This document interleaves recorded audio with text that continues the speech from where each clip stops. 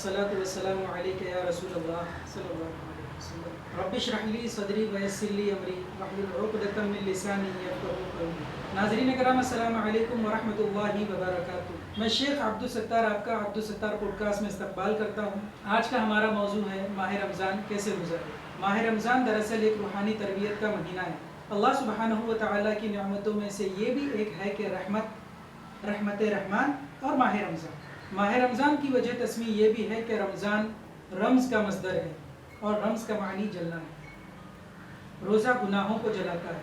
مفسرین کرام نے ماہ رمضان کی چند وجوہ تسمیہ بتائی ہے، مثلا جھوٹ، غیبت، بغض، حسد، کینہ، کسی کا دل دکھانا وغیرہ وغیرہ۔ آج ہمارے اس ٹاپک کے 2 پوائنٹس رہیں گے، رمضان اور قرآن۔ ظاہر سی بات ہے ان پوائنٹس پر ہم جتنی بھی بات کریں کم ہے، لیکن ہماری کوشش رہے گی کہ ہم مختصراً بات کریں جس سے ہماری زندگی میں آگے کے لیے آسانی پیدا ہو۔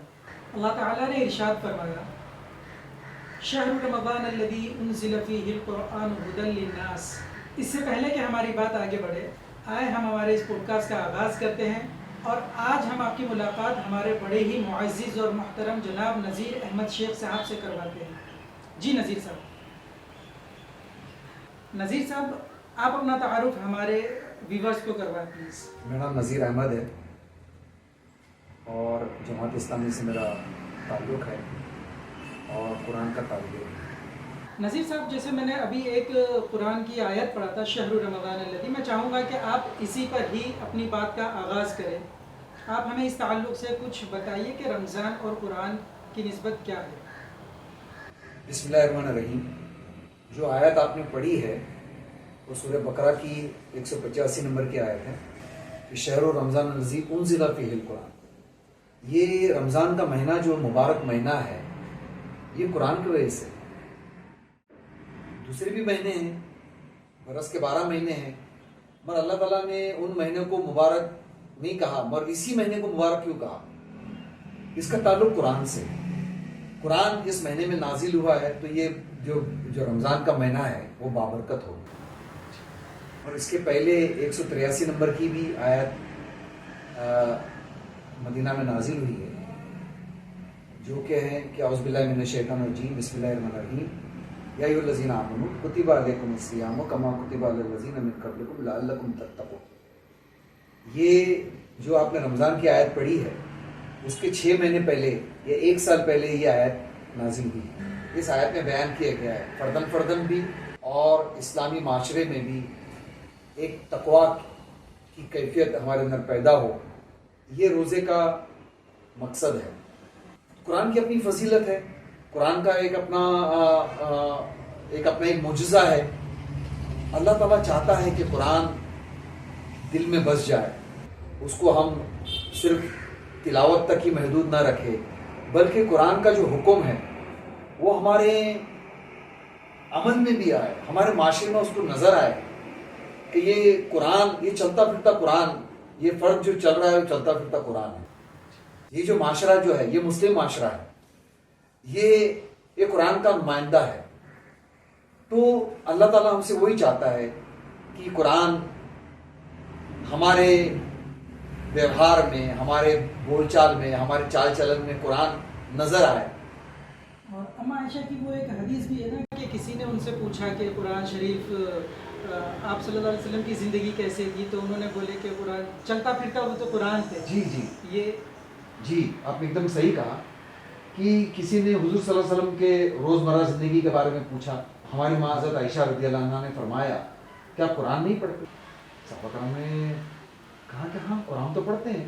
تو اللہ آپ صلی اللہ علیہ وسلم کا جو دن اور رات کا جو معمول ہے وہ چلتا پھرتا قرآن ہے۔ کسی نے کیا خوب کہا ہے کہ وہ معزز تھے زمانے میں مسلمان ہو کر، اور ہم خوار ہوئے تارک قرآن ہو کر۔ ہم ہمارے سبھی سوالوں پر دوبارہ واپس آئیں گے، لیکن آپ اس سے پہلے تھوڑا سا مختصراً یہ بتائیے کہ رمضان اور قرآن کا تعلق کیا ہے، یہ آپس میں ایک دوسرے سے کیسے جڑے ہوئے ہیں؟ رمضان میں ایک رات آتی ہے، قدر کی رات، وہ رمضان ہی میں آتی ہے، جس کو حضور صلی اللہ علیہ وسلم نے کہا کہ اس کو آخری عشرے میں اس کو تلاش کرو، اور مزید اور تفصیل سے کہا کہ اس کو آخری عشرے کے طاق راتوں میں اس کو تلاش کرو، وہ ہے قدر کی رات، جس پہ قرآن میں پوری ایک صورت نازل ہوئی ہے، انا انزلناہ فی لیلۃ القدر وما ادراک ما لیلۃ القدر لیلۃ القدر خیر من الف شہر۔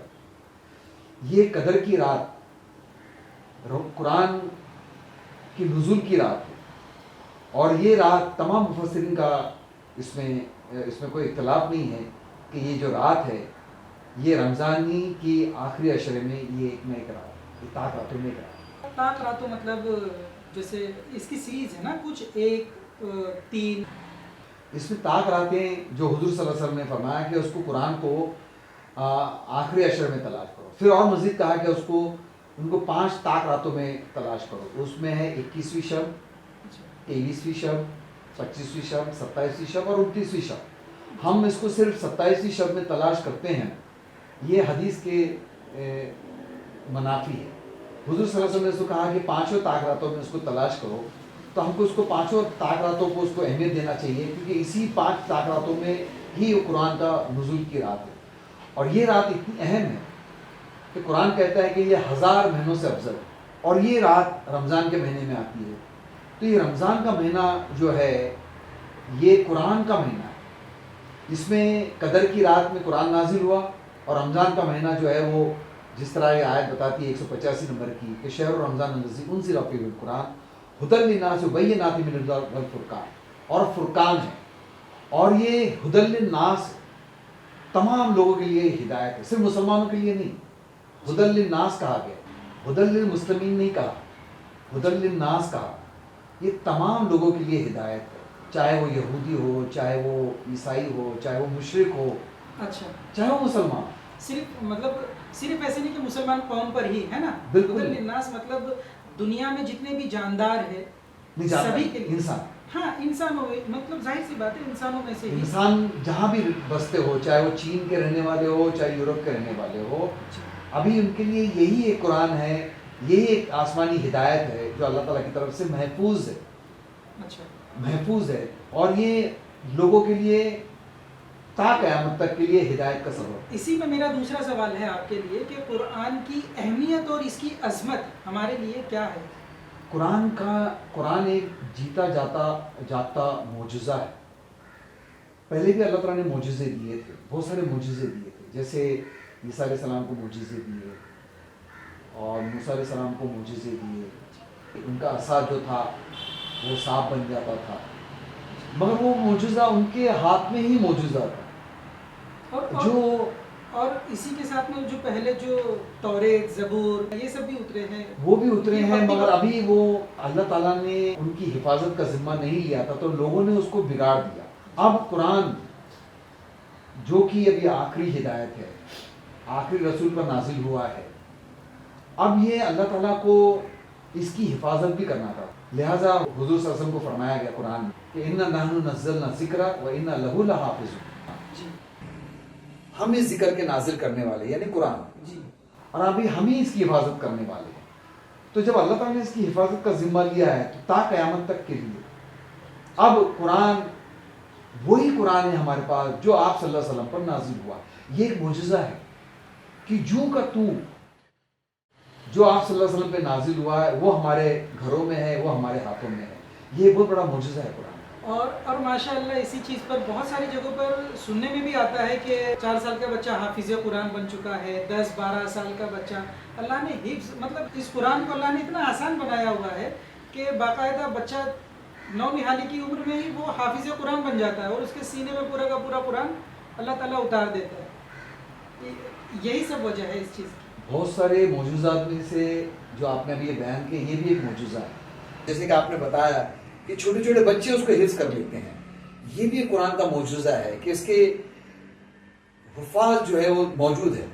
کوئی شیطان اس کو ڈسٹروائے کرتا ہے، یا کوئی جنگ ہو جاتی ہے، یا 3rd ورلڈ وار ہو جاتی ہے، اور قرآن اگر ڈسٹروائے ہو جائے تو جو کا تو قرآن پھر سے اس کو لایا جا سکتا ہے ان حفاظ کے ذریعے۔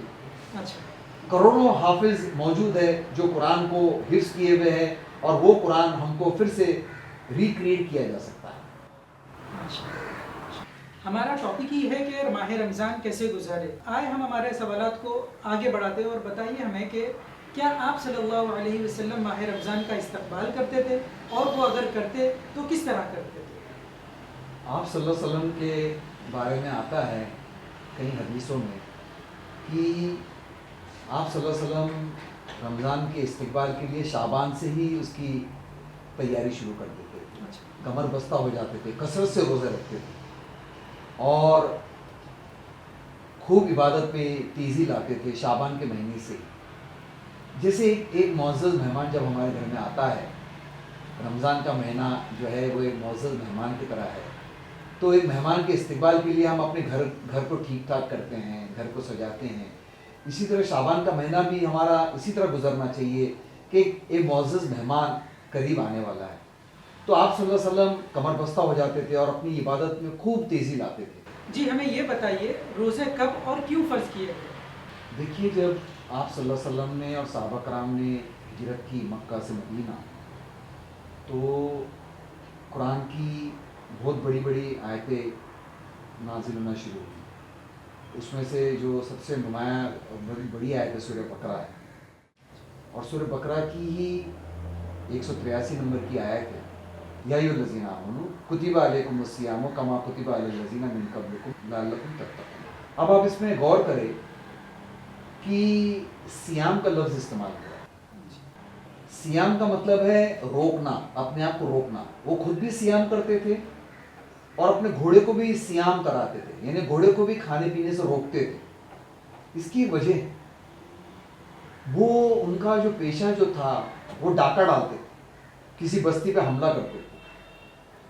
تو گھوڑے جو ہے وہ حملے کے کام آتے تھے، مگر جب کسی بستی پہ جب حملہ کرنا ہے تو 2 سے 3 دن لگتے ہیں آنے جانے میں. اونٹ تو بھوکا پیاسا رہ سکتا ہے مگر گھوڑا نہیں رہ سکتا. عرب لوگ کسی بستی میں اگر چھاپا مارنے جاتے تو ان کو گھوڑے کا استعمال کرنا پڑتا، اور گھوڑا 2-3 دن بھوکا پیاسا نہیں رہ سکتا. تو اس کو مشق کرائی جاتی تھی، اس کو ٹرین کیا جاتا تھا کہ وہ بھوکا پیاسا رہے. تو اس کو وہ پہلے سے ٹریننگ دیتے تھے، اس کے منہ پہ کپڑا باندھ دیتے تھے، خود بھی اپنے منہ پہ کپڑا باندھ دیتے تھے، اور گھوڑے کو وہ صیام کراتے تھے، یعنی اس کو بھوکا پیاسا رکھتے تھے تاکہ وہ چھاپا مارنے کے کام آئے. اسی کا لفظ صیام ہے، اور اللہ تعالیٰ نے اسی لفظ کو قرآن میں لیا ہے، صیام. اب ہم مسلمانوں کو کہا ہے کہ جو صیام آپ لوگ گھوڑے کو کراتے تھے ابھی آپ کو خود بھی کرنا ہے، اچھا، اپنے آپ کو روکنا ہے. اب مسلمانوں کو یہ کہا جا رہا ہے کہ آپ کو رکنا ہے. روکنا، یہ روکنے کا عمل کھانا پینا بھی روکنا ہے، گالی گلوچ سے بھی روکنا ہے، غیبت سے بھی روکنا ہے، چغل خوری سے بھی رکنا ہے، فحاشی سے بھی رکنا ہے، فحاش کام سے بھی رکنا ہے، گناہ سے بھی رکنا ہے. تو ہر چیز سے رکنے کا نام ہی صیام ہے. ہم مسلمانوں نے اس کو صرف سمجھ لیا ہے کہ صرف کھانا پینا روکنا ہے، فاقہ کرنا ہے. حضور صلی اللہ علیہ وسلم نے صحابہ کرام کو کہا تھا کہ کتنے ہی لوگ ہیں جن کو بھوک پیاس کے سوا کچھ بھی نہیں ملتا. اشارہ کس طرف تھا؟ آج کے ہم مسلمان جو ہے، جو روزے کو یہ سمجھ رہا ہے کہ صرف ہم کو کھانے پینے سے رکنا ہے، ایک مخصوص وقت سے لے کے مخصوص وقت تک ہم کو صرف کھانے پینے سے رکنا ہے. نہیں، آپ کو گالی گلوچ سے بھی رکنا ہے، وہ سب چیز سے رکنا ہے. اور آپ دیکھیے، آپ غور کریں، یہ رکنے کا جو عمل ہے یہ بہت بھاری گزرتا ہے انسان کا. روکنا، اپنے آپ کو روکنا، یہ بہت بھاری گزرتا ہے. آپ دیکھیے روزہ کیا ہے. دیکھیے نماز جب ہم پڑھتے ہیں تو کچھ نہ کچھ کرتے ہیں، جب ہم حج کرنے جاتے ہیں کچھ نہ کچھ کرتے ہیں، باقاعدہ کچھ ارکان ہوتے ہیں، کچھ ارکان ہے وہ کرنا پڑتا ہے. انفاق زکوٰۃ ہم کو کرنا پڑتا ہے. مگر روزہ آپ دیکھیے کیا کرتا ہے. روزہ ہم کو کیا حکم دیتا ہے؟ آپ کو صرف روکتا ہے. روکنے کے عمل کو صیام کہا گیا. یہ روکنے کا عمل انسان کے لیے بہت بھاری ہے.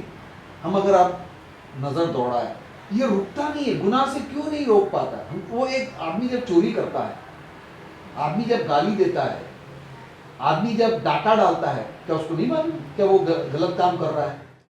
لیکن آج کے دور میں یہ چوری اور ڈاکہ مطلب یہ کیسے ہو سکتا ہے؟ کیونکہ یہ تو بہت ایک الگ چیز ہو جاتی ہے چوری اور ڈاکہ.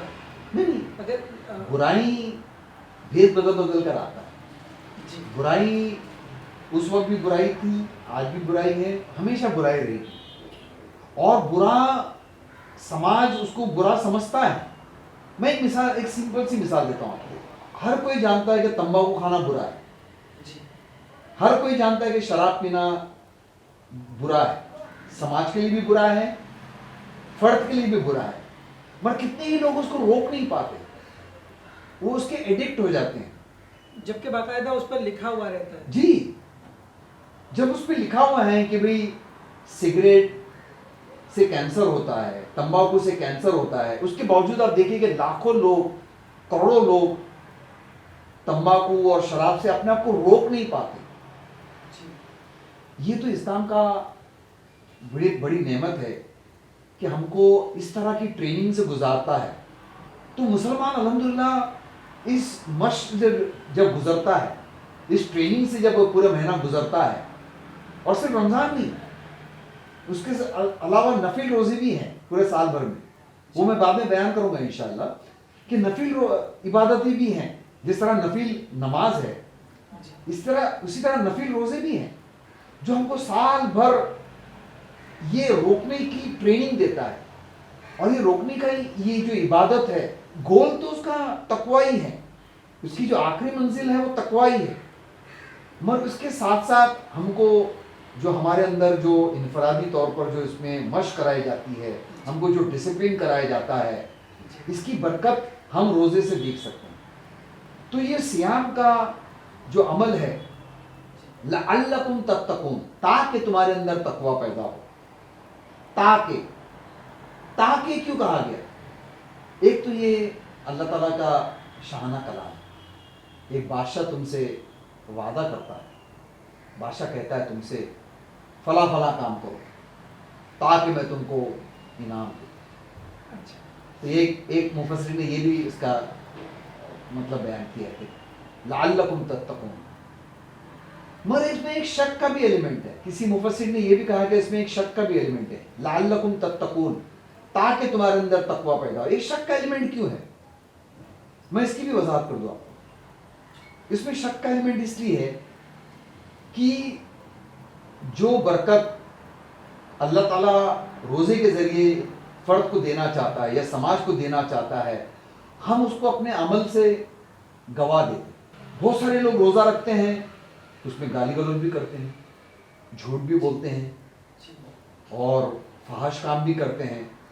تو روزے کی جو برکت ہیں، جو انعامات ہیں، اس سے وہ محروم ہو جاتا ہے. اللہ تعالیٰ کا تو وعدہ اٹل ہے، اللہ تعالیٰ اپنے وعدے سے پھرتا نہیں. تو اللہ تعالیٰ اپنے وعدے میں اپنا وعدہ پورا کرے گا. مگر بندہ یا سماج یا معاشرہ جب ان اصولوں کو فالو نہیں کرتا، صرف یہ سمجھتا ہے کہ صرف فاقہ کرنا ہی روزہ ہے، صرف بھوکا پیاسے رہنا ہی روزہ ہے، اور وہ سب بازار میں جا کے وہ سب غلط کام کرتا ہے جو اللہ تعالیٰ نے منع کیا ہے. تو روزے کی جو فضیلتیں ہیں، جو اس کی جو برکت ہے، جس کا انعام کا وعدہ آپ صلی اللہ علیہ وسلم نے بھی کہا ہے اور قرآن نے بھی اس کا وعدہ کیا ہے، وہ وعدہ بندے کو نہیں ملتا. اسی لیے لعل کہا ہے، لعلکم تتقون، تاکہ تمہارے اندر پیدا ہو. تو یہ شک کا ایلیمنٹ بھی اس کے اندر موجود ہے. جی، مطلب کہ میں اپنے آپ کو پورے طریقے سے روک لوں.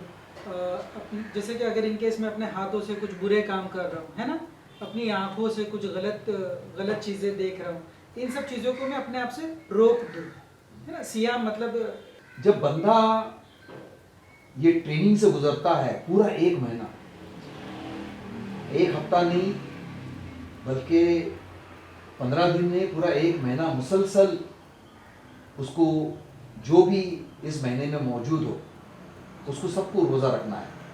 صرف 2 کے لیے ایکسیپشن ہے، جو سفر میں ہیں اور جو مریض ہے، ان کو اس کی تعداد بعد میں پوری کرنی ہے. اسی آیت میں اللہ تعالیٰ نے بیان کیا گیا ہے.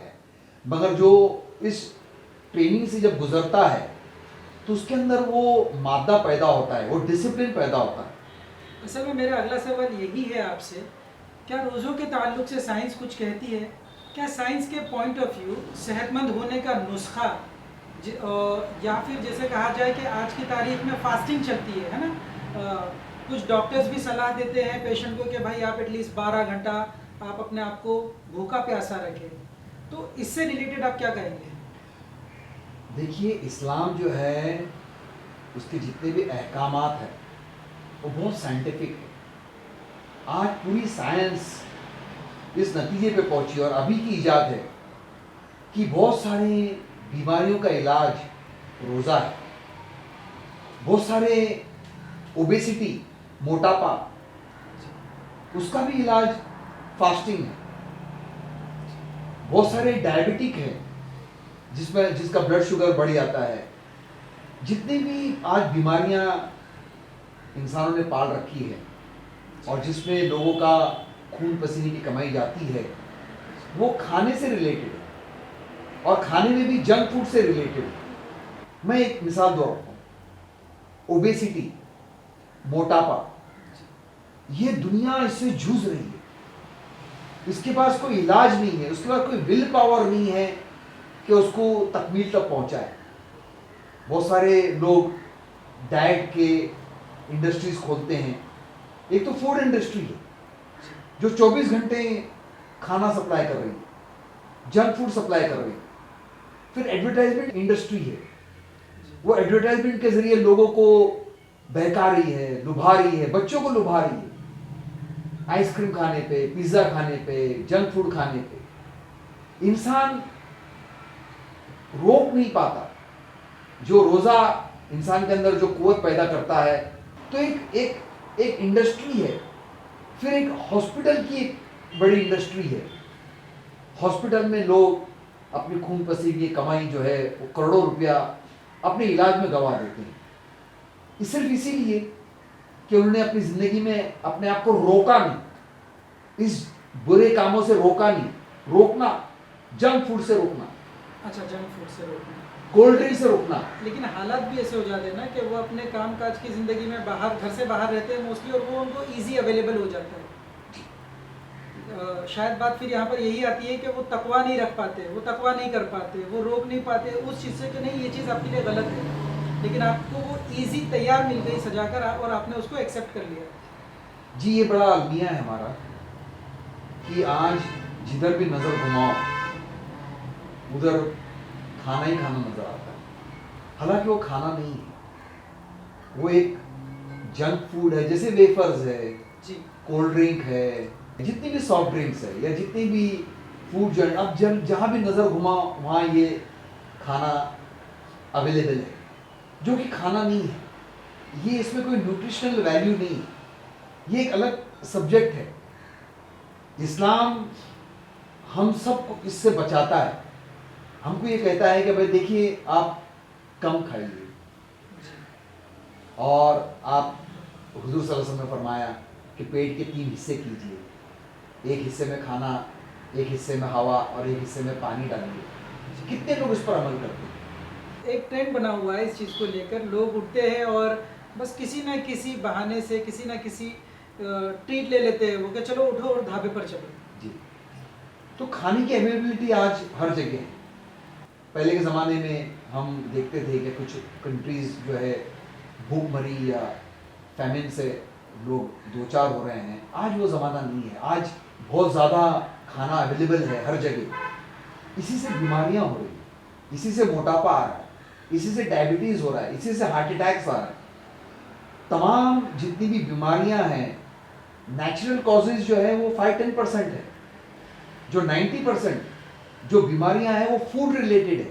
اچھا، الحمدللہ اسلام ہمارے بچاؤ کے لیے آتا ہے، خاص کر کے اہل ایمان کے. یہ جو رمضان کا مہینہ آتا ہے از اے بلیسنگ کا مہینہ ہے کہ میں اپنے 11 مہینے آپ کو اللہ تعالیٰ نے کھانا پینا دیا. ابھی تھوڑا سا کھانا پینا ذرا کم کر دیجیے. ایک وقت کا کھانا دوپہر کا آپ کھانا کھاتے تھے اس کو کم کر دیجیے. آپ ناشتہ بھی کرتے تھے ذرا جلدی کیجیے، ناشتہ سحری کر لیجیے. حضور صلی اللہ علیہ وسلم نے فرمایا کہ روزے دار کے لیے 2 خوشیاں ہیں. ایک تو جب وہ افطار کے لیے جب افطار کرتا ہے اپنا، اور ایک جب وہ اللہ تعالیٰ سے ملاقات کرے گا. اس وقت اس کو وہ خوشی ملی. تو افطار کا جو موقع ہے وہ خوشی کا موقع ہے, اپنا روزہ توڑنے کا موقع ہے, اپنی بندگی کہ بھئی 1 منٹ پہلے بھی ایک مومن اپنا روزہ افطار نہیں کرتا. یہ اللہ تعالیٰ کی رحمت ہے کہ تقویٰ کے ساتھ ساتھ ہمارے لیے ہیلتھ کی بھی بینیفٹ ہے. تو کم کھانا صحت کے لیے اچھا ہے, سنت بھی ہے. زیادہ کھانا, پیٹ بھر کے کھانا, یہ سنت کے بھی خلاف ہے, صحابہ کرام کے عمل کے بھی خلاف ہے. تو آج سائنس اس نتیجے پہ پہنچی ہے کہ جو سنت آج سے ہم کو 1500 سال پہلے آپ صلی اللہ علیہ وسلم کے ذریعے ہم کو ملی ہے, وہ آج سائنٹیفکلی پرووڈ ہے کہ انسان کے لیے کم کھانا بہتر ہے, اچھا ہے. کہ لعلکم تتقون, تمہارے اندر تقویٰ کیسے پیدا ہوتا ہے. تقویٰ ایک دل کی کیفیت کا نام ہے. حضور صلی اللہ علیہ وسلم نے فرمایا التقویٰ ہا ہونا, التقویٰ ہا ہونا, التقویٰ ہا ہونا. حضور صلی اللہ علیہ وسلم نے فرمایا کہ تقویٰ یہاں ہے, دل میں ہے. تقویٰ کوئی لباس کا نام نہیں ہے, تقویٰ میری داڑھی میں نہیں ہے, تقویٰ میرے کپڑوں میں نہیں ہے. تقویٰ ایک دل کی کیفیت کا نام ہے کہ بھئی اللہ تعالیٰ کا خوف, اللہ تعالیٰ کا ڈر ہمیشہ ہو, کوئی بھی کام کرتے ہو. روزہ کیسے کرواتا ہے یہ تقویٰ؟ مطلب انسان اکیلا بھی رہے تو وہ اللہ کے خوف میں رہے. خوف مطلب ایک حساب کا اللہ کا ڈر ہی نا, وہ اللہ کا تقویٰ. میں آپ کو سمجھاتا ہوں, میرے اس عمل سے اللہ ناراض نہ ہو جائے. میں آپ کو سمجھاتا ہوں کہ روزہ ہمارے اندر تقویٰ کیسے پیدا کرتا ہے. اللہ تعالیٰ نے فرمایا کہ ہر عبادت کا کچھ نہ کچھ اس کے اخلاص کے اوپر اس کا دار و مدار ہے. اور روزہ میرے لیے, روزہ جو ہے ایک چھپی ہوئی عبادت ہے. روزہ جو ہے صرف اللہ اور بندے کا تعلق ہے. اس میں کسی کو نہیں معلوم پڑتا ہے کہ بھئی میں روزے سے ہوں یا نہ ہوں. میں آپ کو ایک مثال دیتا ہوں. میں سوری آپ کی بات کرتا ہوں. اصل میں پھر ایسے بھی تو ہو سکتا ہے نا کہ بندہ نماز پڑھنے کے لیے وضو کر رہا ہے, وہ اس وقت بھی کلی وغیرہ کرتے ہوئے پانی پی سکتا ہے وہ بندہ. میں اسی طرح جی, جب حضور صلی اللہ علیہ وسلم نے یہ فرمایا کہ روزہ جو ہے وہ مخفی عبادت ہے, تو روزہ ہمارے اندر تقویٰ کیسے پیدا کرتا ہے. میں گھر میں اکیلا ہوں, میں نے روزہ رکھا, اب مجھے شدت کی بھوک لگی ہے, میں کچھ بھی کھا سکتا ہوں, مگر میں ایسا کرتا نہیں, کوئی نہیں کرتا. میں وضو کرتا ہوں, 3 بار کلی کرتا ہوں, شدت کی پیاس لگی ہے مجھے, ہلکا سا میں نے اگر پانی میں نے اپنے گلے سے اتار دیا تو کس کو معلوم پڑے گا, کسی کو بھی نہیں پتا چلے گا. میرے بازو میں کوئی صاحب وضو کر رہے ہیں, اسی کو بھی پتا نہیں چلے گا. مگر میں ایسا کرتا ہوں. کیوں نہیں کرتا ہوں؟ کسی کو نہیں معلوم, اللہ کو تو معلوم ہے. کوئی نہیں دیکھ رہا ہے, اللہ تو دیکھ رہا ہے. اس احساس کہ کوئی نہیں دیکھ رہا ہے, اللہ تعالیٰ دیکھ رہا ہے. ایک کیمرہ لگا ہوا ہے. یہ کیمرہ صرف روزے کی حالت میں نہیں, یہ کیمرہ ہمارے اندر 24 گھنٹے لگا ہوا ہے. ہر وقت اللہ تعالیٰ ان کو دیکھ رہا ہے. یہی احساس روزہ ہمارے اندر پیدا کرتا ہے. عام انسان گناہ کب کرتا ہے؟ جب اس کو کوئی دیکھ نہیں رہا ہو, جب وہ اکیلا ہو, جب اس کو کوئی پولیس کا ڈر نہ ہو. مگر مومن گناہ اس لیے نہیں کرتا ہے, اس کے دل میں ایمان ہے کہ ہر وقت اللہ تعالیٰ مجھے دیکھتا ہے. کوئی نہیں جانتا, اللہ جانتا ہے. اسے اللہ کا خوف ہوتا ہے, اللہ کا اس کو خوف ہوتا ہے. یہی مشق, یہی ٹریننگ روزہ ہم کو کرواتا ہے تاکہ برس کے 12 مہینے, دن کے 24 گھنٹے یہ احساس ہو کہ اللہ تعالیٰ مجھے دیکھ رہا ہے, اللہ تعالیٰ جانتا ہے. جو تم چھپاتے وہ بھی جانتا ہے, تمہارے دلوں میں جو خیالات آتا ہے وہ بھی جانتا ہے اللہ تعالیٰ. اس سے کوئی بات چھپی نہیں ہے. یہی چیز کا نام تقویٰ ہے. رحمت, مغفرت اور جہنم سے آزادی, ان تینوں اشروں کی فضیلت. حضور صلی اللہ علیہ وسلم نے فرمایا کہ رمضان کے مہینے میں 3 اشرے آتے ہیں. پہلا اشرہ جو ہے وہ رحمت کا ہے, دوسرا اشرہ مغفرت کا ہے, اور آخری اشرہ جو ہے وہ عصق من النار ہے, آگ سے نجات کا اشرہ ہے. تو اس کو ہم پورے مہینے میں جتنے بھی ایام جو گزرتے ہیں اس کو ہم ضائع نہ کریں, اور اس میں اللہ تعالیٰ کی رحمت، اللہ تعالیٰ کی عذاب، اور اس سے ہر وقت ہم پناہ مانگتے ہیں۔ نذیر بھائی، آپ نے اپنی پچھلی باتوں میں انفاق کا ذکر کیا ہے، یہ انفاق کا مفہوم کیا ہے؟ انفاق کا مفہوم ہے خرچ کرنا۔ ہر کمیونٹی خرچ کرتی ہے، کوئی نہ کوئی کاز کے لیے خرچ کرتی ہے، کوئی نہ کوئی آئیڈیالوجی ہوتا ہے اس کے لیے خرچ کرتی ہے، کوئی باطل نظریہ ہے اس کے لیے خرچ کرتی ہے۔ تو انفاق بہت ساری کمیونٹیز کرتی ہے۔ تو یہ خرچ کرنا، جیسے انفاق، کیا یہ انفاق بھی فی سبیل اللہ ہے؟ جی، انفاق فی سبیل اللہ کہا گیا ہے، اللہ کے راہ میں خرچ کرنا۔ لوگ خرچ کرتے ہیں، کوئی لوگ شادی بیاہ میں خرچ کرتے ہیں، تو خرچ صرف خرچ کرنا نہیں ہے۔ خرچ اگر ہم نے اپنے عیاشی کے لیے خرچ کیا اور اپنے گھر کو سجانے میں خرچ کیا یا فحاشی میں خرچ کیا تو انفاق نہیں کہلاتا۔ انفاق فی سبیل اللہ وہ ہے کہ جہاں اللہ تعالیٰ ہم کو حکم دیتا ہے وہاں خرچ کرنا۔ میں مثال دیتا ہوں، میرے پڑوسیوں کے حقوق ہیں، میرے رشتہ داروں کے حقوق ہے، ان پہ خرچ کرنا، یتیموں پہ خرچ کرنا، غریبوں پہ خرچ کرنا، مسکینوں پہ خرچ کرنا، جو قرآن میں ہم کو کیٹیگری جی، میرا یہی سوال، یہی چیز مجھے آ رہی ہے کہ انفاق فی سبیل اللہ یہ بھی ہوا نا، جیسے آج ایک چیز چلتی ہے آج کہ بھائی کسی بچی کی شادی میں خرچ کر لیے کچھ پیسے، کچھ اس کو کچھ سامان وغیرہ لے کر دے دیے، یا کچھ ایک رقم اٹھا کر دے دیے کہ بھائی یہ آپ اپنی بچی کے شادی میں خرچ کریے، یہ بھی انفاق کے ہی ٹرمز میں آتا ہے؟ بالکل آتا، بالکل آتا۔ انفاق کا جو قرآن نے جو فی سبیل اللہ کا جو کیٹیگری جو دیا ہے بہت واسٹ ہے۔ آپ نے کسی غریب کی گھر میں شادی ہو رہی ہے اور اس میں اس کے لیے تم نے اپنے اس کو خرچ دے دیا، یہ بھی انفاق ہے۔ کسی کو کھانا کھلا دیا، یہ بھی انفاق ہے۔ کسی کا قرض ادا کر دیا، یہ بھی انفاق ہے۔ انفاق کا جو دائرہ ہے بڑا وسیع ہے۔ تو انفاق فی سبیل اللہ جب ہوتا ہے کہ آپ نے انفاق اللہ کے لیے دیا۔ ایک حدیث آتی ہے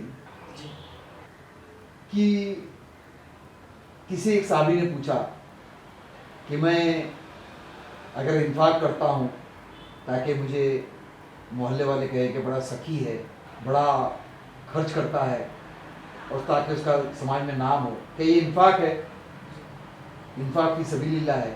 تو حضور صلی اللہ علیہ وسلم نے کہا کہ نہیں، یہ انفاق فی سبیل اللہ نہیں۔ انفاق فی سبیل اللہ وہی ہے جس اس کی نیت ہو کہ میں اللہ کو راضی کرنے کے لیے میں اس میں خرچ کر رہا ہوں۔ حضور صلی اللہ علیہ وسلم کی کئی حدیث آپ کو انفاق پہ ملی۔ حضور صلی اللہ علیہ وسلم نے فرمایا کہ انفاق کو آپ کو چھپا کر دینا ہے، جتنا آپ اس کو مخفی کر سکو اتنا کرنا ہے۔ یہاں تک کہ کہا ہے کہ جو جب سیدھا ہاتھ دے تو بائیں ہاتھ کو اس کی خبر نہ ہو۔ مفہوم یہ ہے کہ جتنا آپ انفاق چھپا کے کر سکتے ہو اس کا ثواب اس کا آپ کو زیادہ ملے گا، اور یہی انفاق فی سبیل اللہ، اللہ کی راہ میں خرچ کرنا۔ دوسرے لوگ خرچ کرتے ہیں وہ فی سبیلی طاغوت کرتے ہیں، ہم کریں گے فی سبیل اللہ کو راضی کرنے کے۔ تو پھر آپ ہمیں یہ بتائیے کہ زکوٰۃ کا لغوی اور شرعی معنی کیا ہے، اور کیا یہ امیروں پر ایک طرح کا غریبوں کا احسان ہے کیا؟ جی نہیں، یہ احسان نہیں ہے، یہ امیروں پہ اللہ تعالیٰ نے کچھ حصہ مال کا رکھا ہے۔ ہمیشہ قرآن میں آئے گا وَأَقِیمُوا الصَّلَاةَ وَآتُوا الزَّکَاةَ۔ جی، صلاۃ اور زکوٰۃ ہمیشہ بریکٹڈ ہے۔ صلاۃ جو ہے وہ اللہ کے حقوق ہے، اور زکوٰۃ جو ہے وہ بندوں کی حقوق ہے۔ زکوٰۃ کا جو لغوی معنی ہے وہ پیوریفیکیشن کے ہے، پاک کرنا، اپنے مال کو پاک کرنا زکوٰۃ کا مفہوم ہے۔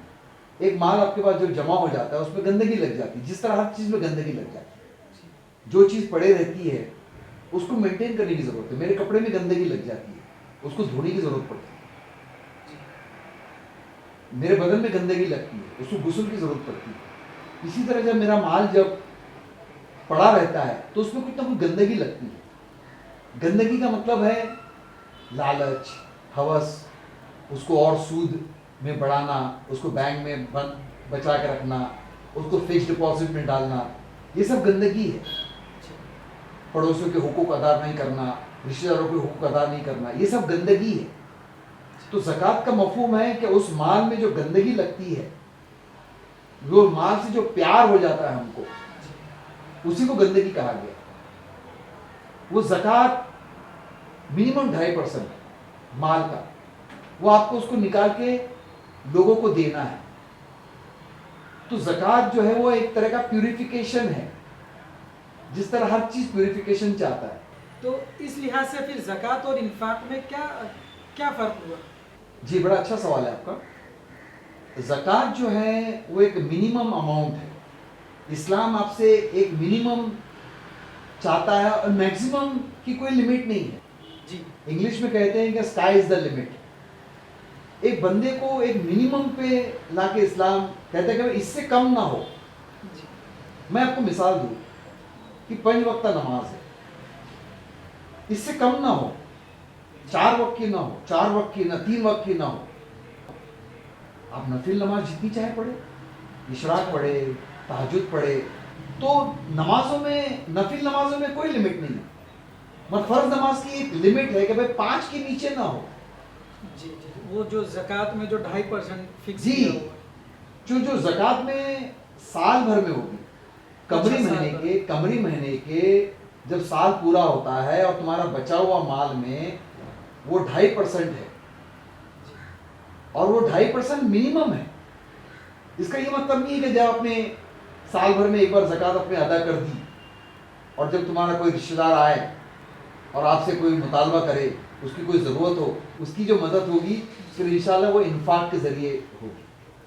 تو انفاق کل الاف کہا گیا, قرآن میں کہا گیا کہ کل الاف, جتنا تمہاری ضرورت سے زیادہ ہے وہ خرچ کر دو.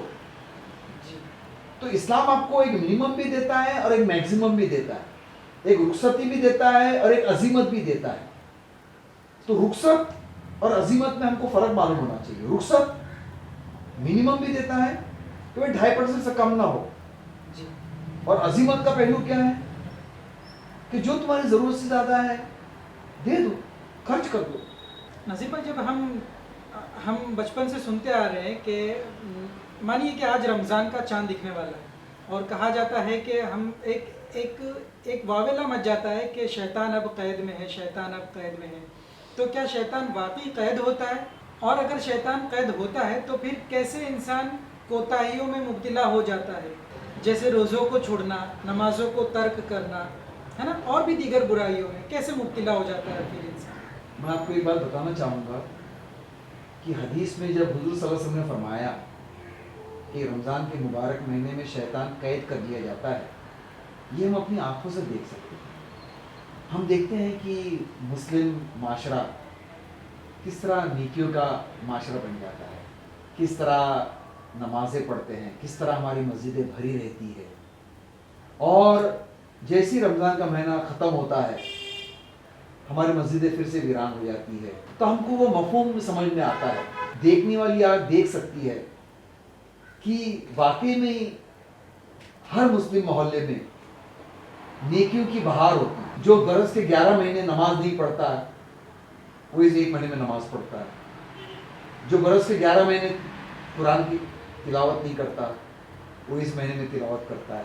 جو برس کے 11 مہینے میں قرآن کو پورا تراویح میں نہیں سن سکتا یا نہیں سنتا ہے, اس مہینے میں وہ بڑے ادب سے پورا قرآن سن لیتا ہے. تو ہم یہ نیکیوں کی بہار اپنی آنکھوں سے دیکھ سکتے ہیں. نہیں, لیکن میرا مطلب یہ تھا کہ موسٹلی ہم دیکھتے ہیں کہ کچھ لوگ ہوتے ہیں جو روزوں سے کتراتے ہیں, نمازوں سے کتراتے ہیں. یہ ان کا معاملہ کیا ہوتا ہے؟ مطلب ان کا دنیا میں معاملہ کیا ہوتا ہے؟ اگر ان پر شیطان حاوی نہیں ہے تو پھر مطلب کیا چیز ہے جو اس کے بعد بھی یہ لوگوں کو کسی چیز کا, اللہ کا خوف نہیں ہے, احساس نہیں ہے کسی بات کا کہ ہم سے رمضان جیسے پاک بابرکت مہینے میں نمازیں ترک ہو جا رہی ہے نا, دوسری برائیاں بھی چھوٹی موٹی جو بھی ہے اس میں مبتلا ہو چکے ہیں. ابلیس نے اللہ تعالیٰ سے مہلت مانگی کہ مجھے تو مہلت دے تا قیامت تک کہ میں اس کو بہکاؤں. اللہ تعالیٰ نے کہا کہ جاؤ تجھے مہلت. اللہ تعالیٰ نے ایک جگہ یہ بھی فرمایا کہ تو میرے مخلص بندوں کو نہیں بہکا سکے گا.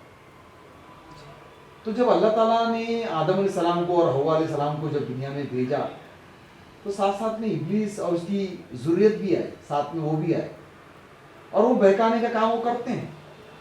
تو جو برائی ہم دیکھتے ہیں دنیا میں یہ وہ ابلیس ہی ہے, اور ابلیس کے کارندے ہیں, ابلیس کی جو فوج ہے وہی انسانوں پر حاوی ہے. رمضان میں اللہ تعالیٰ کا ایک کرم ہوتا ہے مومنوں پر, جس کی خوشخبری حضور صلی اللہ علیہ وسلم نے ہم کو دی کہ وہ بہکاوا, وہ شیطان کا جو وار ہے وہ اللہ تعالیٰ کم کر دیتا ہے. اسی لیے ہم دیکھتے ہیں کہ چھوٹے چھوٹے بچے بھی روزہ رکھتے ہیں, چھوٹے چھوٹے بچے بھی نماز پڑھتے ہیں, جو غیر نمازی ہے جو نماز نہیں پڑھتے وہ بھی نماز پڑھتے. ان ماحول میں ہم دیکھ سکتے ہیں کہ اللہ تعالیٰ نے واقعی شیطان کے وار کو کم کیا ہے. تو اس حدیث پہ جب ہم غور کرتے ہیں جس میں حضور صلی اللہ علیہ وسلم نے فرمایا کہ اس مہینے میں شیطان کو قید کر لیا جاتا ہے, تو انہی معنوں میں حضور صلی اللہ علیہ وسلم نے فرمایا کہ جو شیطان کا جو وار, جو شیطان کو جو اجازت دی ہے نفس کو بہکانے کا, اس وار کو اللہ تعالیٰ کم کر دیتا ہے. انسان خاص کر کے مومنوں کے لیے عبادت کرنا, نماز پڑھنا آسان ہو جاتا ہے دوسرے مہینے کے مقابلے. جی میں چاہوں گا کہ یہ قیام اللیل اور شب قدر پر بھی آپ کچھ وضاحت کیجیے. قیام اللیل کا مفہوم یہ ہے کہ آپ صلی اللہ علیہ وسلم تہجد کے لیے اٹھتے تھے آدھی رات یا اس سے زیادہ یا اس سے کچھ کم کرتے تھے, اور صحابہ کرام بھی ان کا دیکھا دیکھی میں اس عمل کرتے تھے. مطلب وہ رات کا کچھ وقفہ لے لیتے تھے اور اس میں ان کی ہاں, اسی کو قیام اللیل کہا گیا.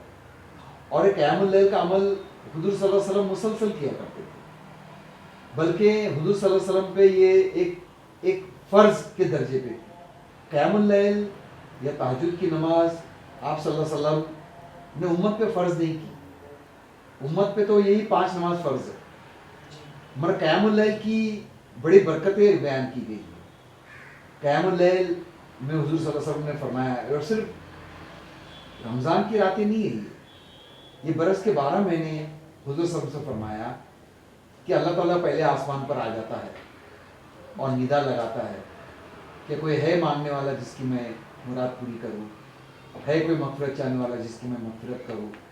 رمضان میں جو قدر کی رات ہے, اور حضور صلی اللہ علیہ وسلم نے اس کو تراویح سے قیام اللیل کو جوڑا ہے,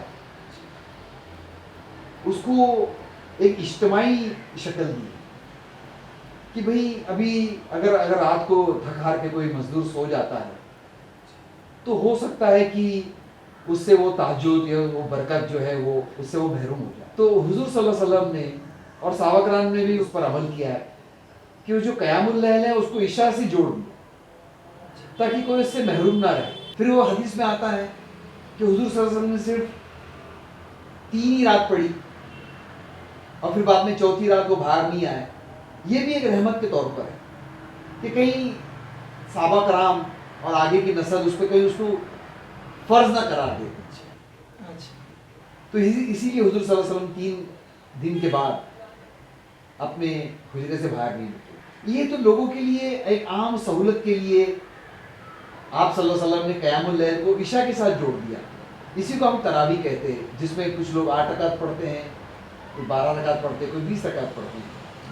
جتنی بھی رکعت پڑھے یہ بھی ایک قیام اللیل کا ایک حصہ ہوتا ہے. اور جو رہی تہجد کی نماز, وہ حضور صلی اللہ علیہ وسلم انفرادی طور پہ پڑھتے ہیں, جو ہم بھی پڑھتے ہیں. ہم کو بھی انکریج کیا گیا ہے کہ ہم انفرادی طور پر قیام اللیل جو تراویح ہم نے پڑھی اس کے علاوہ بھی ہم نماز جو کر سکتا ہے وہ کرے. شب قدر کی کیا امپورٹنس ہے؟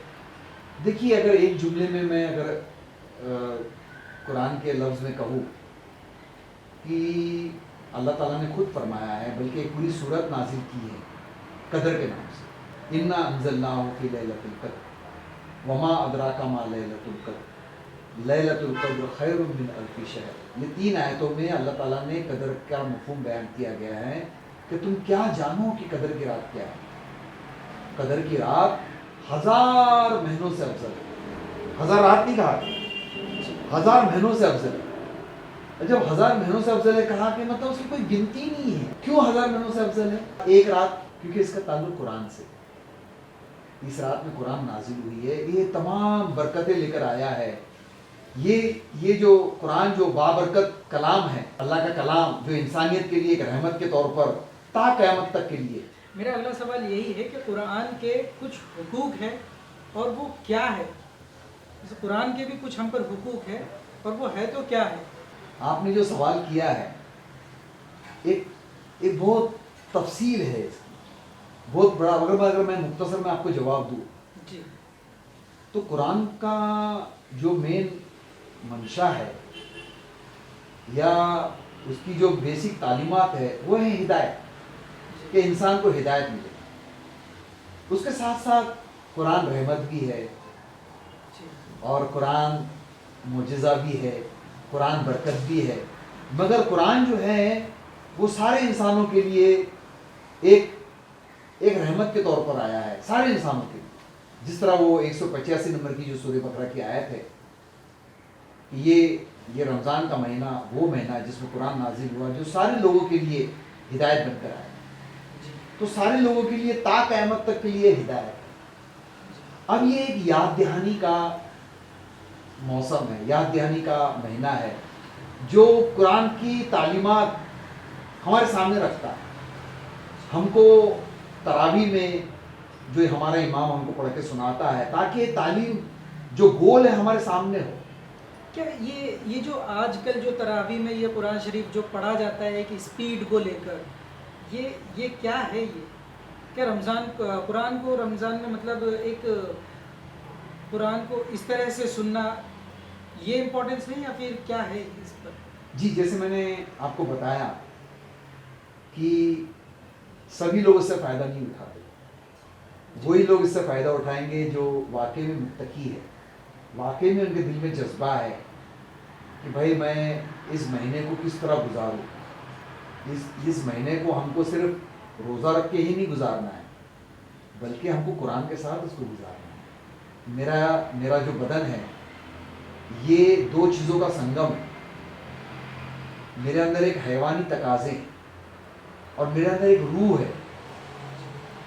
وہ روح کو انسان بھول گیا ہے، آج کا انسان بھول گیا ہے. تو جب ہم روزہ رکھتے ہیں تو ہم اپنے حیوانی تقاضوں کو کم کرتے ہیں. کھانا پینا میرا حیوانی تقاضا ہے، جنسی خواہشات میرا حیوانی تقاضا ہے. میں اس حیوانی تقاضے کو کم کرتا ہوں، کچلتا نہیں ہوں، کم کرتا ہوں، اس کو کنٹرول کرتا ہوں اور میں اپنی روح کو غذا دیتا ہوں. اور روح کی غذا کیا ہے؟ قرآن ہے. تو قرآن کے اپنے حقوق ہیں. اس کے حقوق کیا ہیں؟ اس کو اچھی آواز میں پڑھنا، اس کو سمجھنا، اس پر عمل کرنا، یہ تمام قرآن کے حقوق ہے. قرآن صرف ختم کرنے کے لیے نہیں آیا، قرآن صرف ثواب کے لیے نہیں آیا، قرآن کوئی ہاتھوں میں تعویذ بنانے کے لیے نہیں آیا، گلے میں لٹکانے کے لیے نہیں آیا، گھر میں برکت کے لیے نہیں آیا. اس کا ثواب، اس کی جو برکتیں ہیں وہ تو ہے اپنی جگہ، اس کے تلاوت کرنے والے میں ثواب اپنی جگہ ہیں. اور اصل قرآن کا جو منشا ہے وہ ہے ہدایت. اور ہدایت آپ کو کب ملے گی؟ جب آپ اس کو غور سے سنیں گے. اسی لیے کہا کہ جب قرآن پڑھا جائے گا تو اس کو خاموشی سے سنو. جب قرآن پڑھا جاتا ہے تو آپس میں بات نہ کرو، خاموشی سے سنو. تو تراویح کا جو یہی منشا ہے کہ ہم ایک مہینہ پورا قرآن ہم جب سنتے ہیں تو اللہ تعالیٰ کے احکام ہمارے سامنے آتے ہیں ایک یاد دہانی کے طور پہ. اِنَّ هَٰذِهِ تذکرہ کہتا ہے قرآن اپنے بارے میں کہ یہ تو ایک یاد دہانی ہے. ہم جو احکام اللہ تعالیٰ کے بھول جاتے ہیں، رمضان ایک بہترین موقع ہے کہ ہم کو یاد دہانی کرائی جائے. وہ احکام اللہ تعالیٰ اپنے بندوں سے کیا چاہتا ہے وہی قرآن. انسان بھول جاتا ہے، نظر انداز کر دیتا ہے، پڑھتا نہیں ہے. یہ رمضان کا مہینہ وہی ہے کہ ہم کو قرآن سننا ہے، غور سے سننا ہے، سمجھ کر سننا ہے. اور اس لیے سننا ہے تاکہ ہم اس کی زندگی کو عملی جمع پہنا سکیں. نذیر بھائی، ہم اس سے پہلے بات کر رہے تھے قیام اللیل پر शब कद्र पर क्या एतकाफ भी इसी का हिस्सा है? जी, एतिकाफ का मफहूम ये है कि हुजूर सल्लल्लाहु अलैहि वसल्लम आखिरी अशरे में एतिकाफ करते थे। बहुत सारे सहाबा कराम ने भी उनकी पैरवी की। आज भी हर मस्जिद में, हर मोहल्ले में कुछ ना कुछ लोग एतिकाफ में बैठते हैं। एतिकाफ का मतलब ये है कि अपना कारोबार, दुनियावी कारोबार से कट कर